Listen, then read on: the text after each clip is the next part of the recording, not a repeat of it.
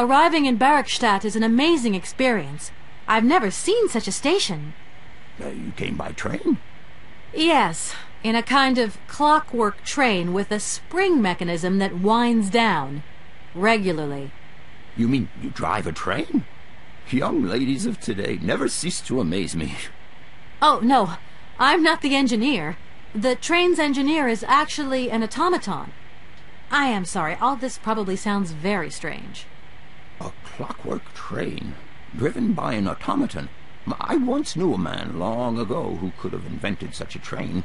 It was he who designed the bandstand in the main square.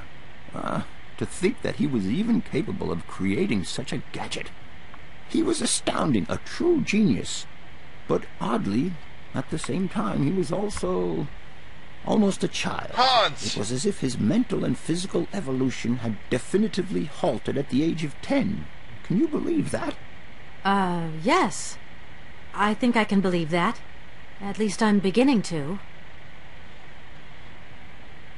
I'll leave you in peace. No, did I right-click? I meant to ask you about Hans. Oh well, I'll check this door. Then I'll ask you about Hans. Oh wait, that's not a door. Well, he won't actually help me find Hans. Might as well ask him though.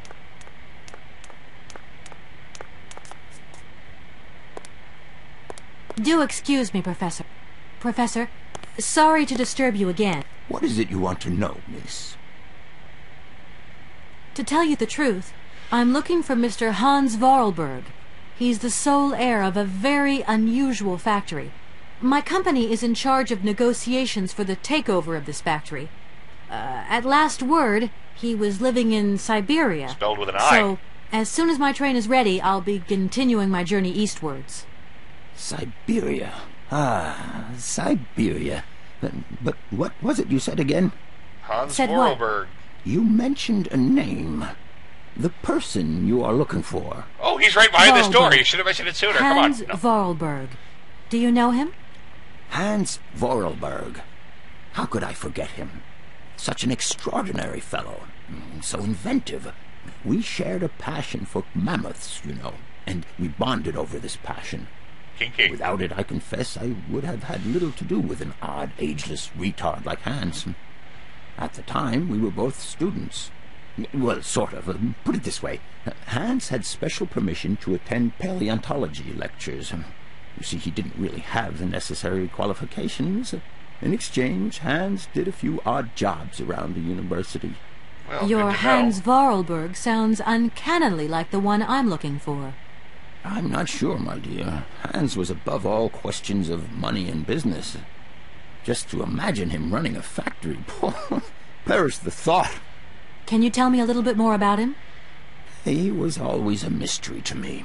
He never said very much, and never quite seemed to grasp what you said to him. He expressed himself instead through his incredible mechanical contraptions.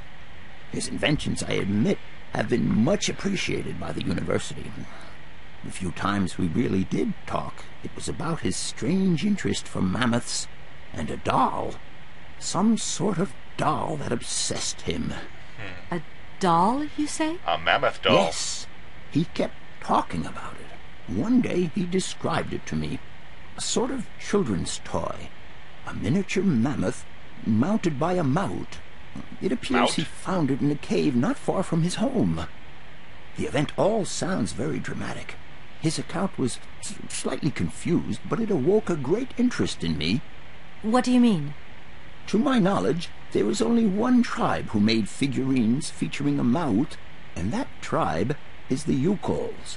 They live in the farthest reaches of Siberia, and for them, the dolls constituted a sacred object, illustrating one of their central legends. How such a doll made the journey from the frozen Siberian north to a cave in the French Alps is a mystery to me. Even today, it is beyond my comprehension.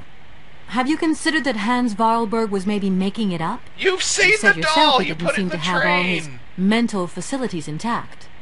Faculties. No, that's impossible. Hans couldn't invent a story like that. The doll is a sacred part of the Syberia legend. He described it to me in exact detail. Siberia itself is a chimera that paleontologists of the world are very fond of pursuing. And anthropologists. All I'll right. leave you in peace. I hope I haven't disturbed you too much. Sorry? No, not at all, my dear child. All right, cool. And we are back. Wait, we've already been back. I just ran along. Yes, this is more of Syberia, brought to you by GameAnyone.com. I apologize for my confusion momentarily. There's a door. There is a door. There's another door. This place is filled with doors. So many doors in this place. And this is the right one. Steps intimidate her. Good day to you, gentlemen. Tell me, young lady, to what do we owe this pleasure? These guys are awesome. Please do be brief. We do not have very much time on our hands. As rectors of this university, we have serious matters to attend to, and our time is precious.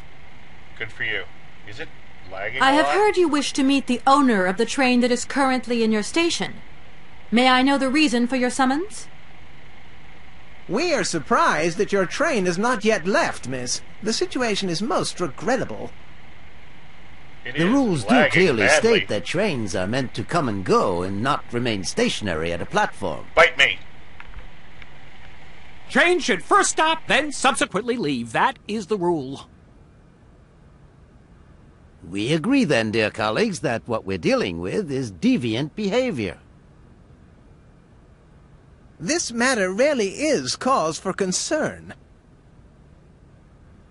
It's a clockwork train, you see? So it needs winding up again. Unfortunately, there is no equipment in the station to do this. A clockwork train? That's strange. How very quaint. You mean it's some sort of mechanical toy? It's not a toy. You are causing a hindrance to us, miss. I don't like you. I am very hopeful that I will find what I need along the wall. The wall? Dun dun dun! Miss, that really is not a suitable place for you to go. Especially for a young lady. You see, Okay. miss, we freely admit that every day we praise the existence of that particular edifice. We owe the integrity of our dear university and the fine education it provides to the wall. It protects us from harm and invasion from the unknown. May God protect us from what is beyond those ramparts, miss. Please believe me. You don't know, do you? I don't have any choice. I must continue my journey. Such a decision is a correct one since it's in line with regulations. Thus, your train will indeed be able to leave. And consequently cease to obstruct our station. Yeah, whatever. I haven't introduced myself. My name is Kate Walker.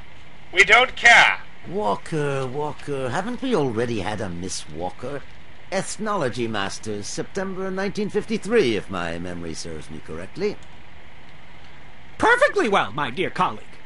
But if I may be so bold, it was a Mr. Walker and not a Miss. He was a Texas It was Ranger. Bill Walker, sat the June 68 exams. The impudent fool turned up for the oral assessment in jeans, flouting strict internal regulations which explicitly state the required uniform for the occasion. Pure incitement. It was scandalous. Sadly, we have seen worse since.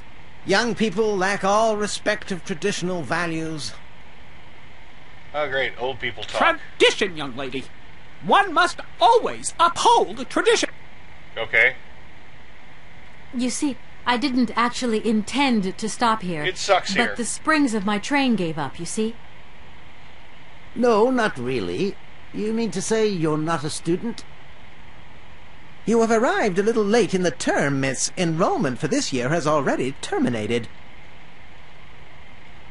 But as rectors of this university, and therefore representatives of its highest authority, we could bend the rules a little, if you like.